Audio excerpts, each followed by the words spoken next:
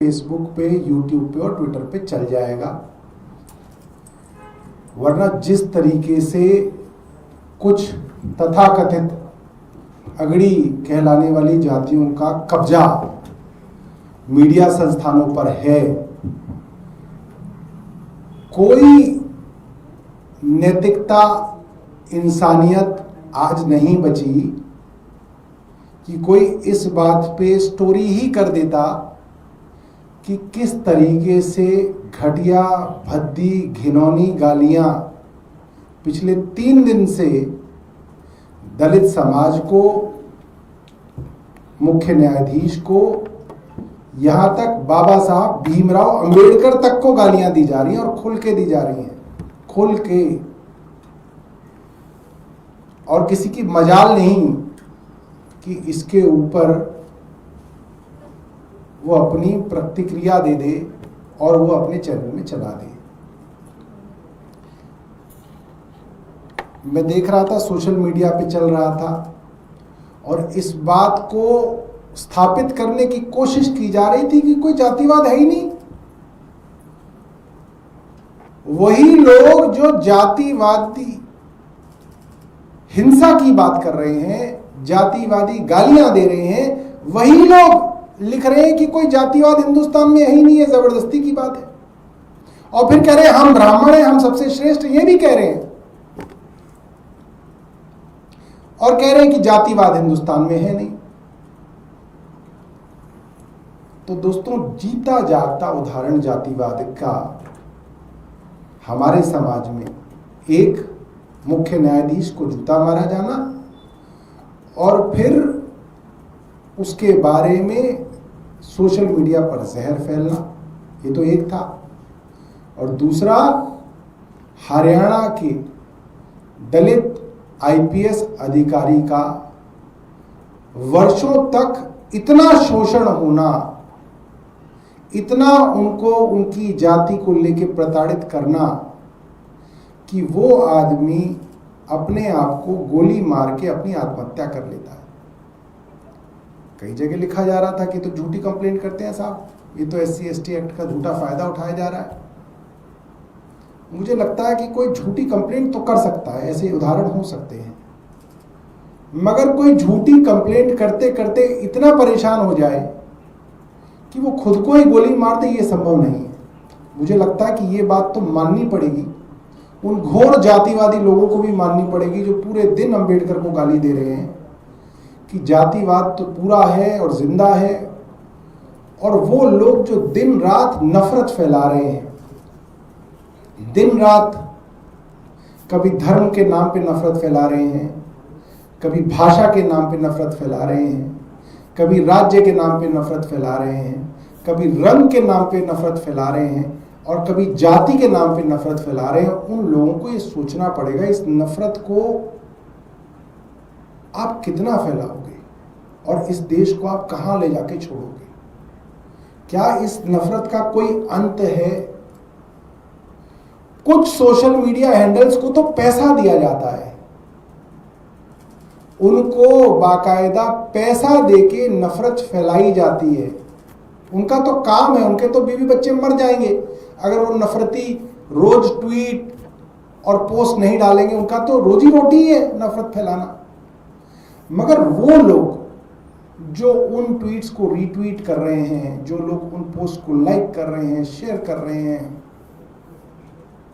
उन लोगों को सोचना चाहिए कि आज आपने इस देश को कहां पहुंचा दिया।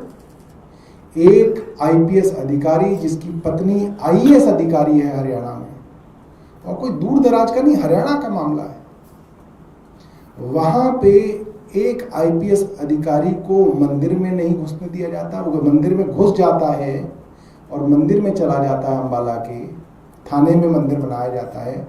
उस चीज के लिए उसका उत्पीड़न शुरू होता है और वो उत्पीड़न इतना चलता है, वो सबको कंप्लेंट करता है, चीफ सेक्रेटरी को कंप्लेंट करता है, डीजीपी को कंप्लेंट करता है, तमाम अपने अधिकारियों को कंप्लेंट करता है और उसकी कंप्लेंट्स पर कार्रवाई नहीं होती। अंततः उसको ही एक झूठे मामले में फंसाने का पूरा षड्यंत्र बनाया जाता है। और फिर वो खुद को गोली मार देता है और 8 पेज का सुसाइड नोट छोड़ के जाता है, 8 पेज का, जिसके अंदर वो एक एक अफसर के बारे में, अपने विभाग के 15 अफसरों का नाम उसने उसमें लिखा है, अलग अलग जातियों का है। वही जातियां हैं जिनके पास आज देश के सभी बड़े बड़े संसाधन हैं, बड़े बड़े टीवी चैनल्स हैं, बड़े बड़े अखबार चलाती हैं वो जातियां। तो उन जातियों से तो उम्मीद ही नहीं है, और उन टीवी चैनल्स और उन संस्थानों से उम्मीद नहीं है कि वो इसके ऊपर कुछ करेंगे। मगर जो भी लोग इस प्रेस वार्ता को यूट्यूब से, ट्विटर से, एक्स से, फेसबुक से आदि से देखेंगे, उन लोगों को सोचना चाहिए कि ये नफरत फैलाने वाले लोग कब जाके थमेंगे, क्योंकि नफरत तो फैलती जा रही है। इतनी नफरत, इतनी घृणा इस देश में जब अंग्रेज थे तब अंग्रेजों से भी नहीं थी इतनी नफरत और इतनी घृणा। तो जितनी नफरत और घृणा आज इस देश में अपने देश के नागरिकों के प्रति फैलाई जा रही है, और सरकार मौन है, केंद्र सरकार मौन है, चुप है। और मैं हैरान हूं, कोई हाईकोर्ट इसके ऊपर स्वायत्त संस्थान वो जो संज्ञान नहीं ले पा रहा। छोटी छोटी चीजों के लिए सू मोटो हाईकोर्ट जो है मामलों को उठा लेता है। कुत्ता काटने तक का मामला मुख्य न्यायाधीश या न्यायाधीश सुप्रीम कोर्ट के थे जिन्होंने स्वायत्त संज्ञान ले लिया था, अखबार में छपी खबर का। मगर शायद देश के दलित अब कुत्तों से भी गए गुजरे, ऐसा लग रहा है कि इस देश में कुत्तों तक की सुनवाई हो रही है। सुप्रीम कोर्ट के न्यायाधीश कुत्तों के मामले में संज्ञान ले पा रहे हैं। कुत्तों के लिए उनके दिल में जो है आज दर्द है, सहानुभूति है कि हाय इनके लिए क्या किया जाए, मगर देश के दलितों के लिए नहीं है। किसी को सुनाई नहीं दे रहा, किसी को दिखाई नहीं दे रहा। और फिर यही लोग जब पार्टियों में जाएंगे तो कहते हैं कहां है जातिवाद, कहीं जातिवाद नहीं है, वी आर ऑल इक्वल। बहुत बुरे हालात हैं दोस्तों इस देश के, और 11 साल के भारतीय जनता पार्टी के शासन ने इस देश को जहां पहुंचाया है, मुझे नहीं लगता इसकी भरपाई दशकों तक हो पाएगी। बहुत बहुत धन्यवाद। सीजीआई पर जिसने ये जूता फेंकने का काम किया वो तो दावा कर रहा है खुद दलित है। तो ये किसने कहा कि दलित जूता नहीं मार सकता?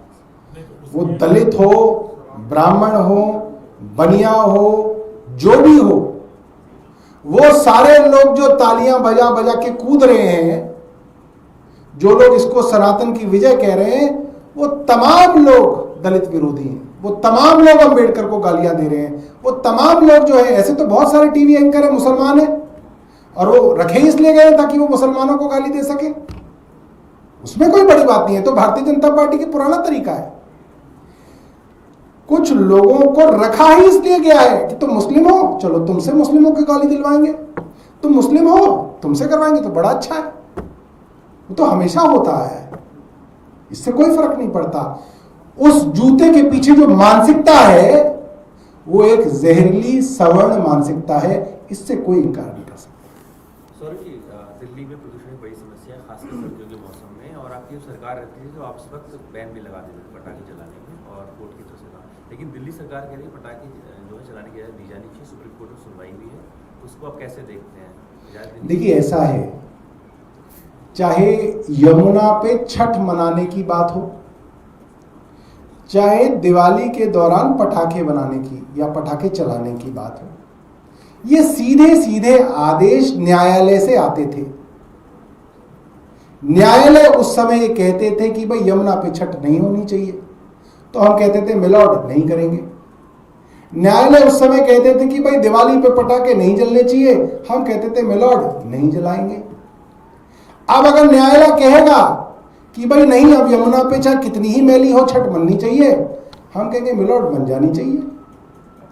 और न्यायालय कहेगा कि भाई अब चाहे कितना ही पोल्यूशन हो पटाखे तो जलने चाहिए, हम कहेंगे मिलॉर्ड बिल्कुल जलने चाहिए, क्यों नहीं जलने चाहिए। हमें इसमें कोई दिक्कत नहीं है, जैसा मिलॉर्ड कहेंगे वैसा इस देश में होगा। एक मिलॉर्ड ने कहा कि कुत्तों को एक जगह बांध दो। सरकार ने कहा जी मिलॉर्ड कर देंगे। फिर उसी न्यायालय के दूसरे मिलॉर्ड ने कहा कि इन्हीं कानून की किताबों के हिसाब से मुझे लगता है कि नहीं, कुत्तों को छोड़ दो। सरकार ने कहा मिलॉर्ड ये तो इनके हाथ में है।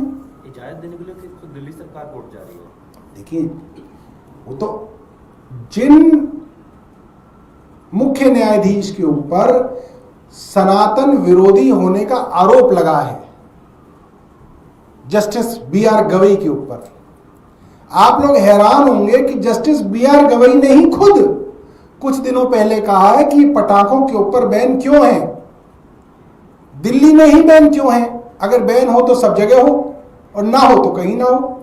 तो जस्टिस गवई ने तो पहले ही इस चीज को इंडिकेट कर दिया है कि वो पटाखों के ऊपर से बैन हटाएंगे। ये जस्टिस गवई ने पहले ही इंडिकेट कर दिया है।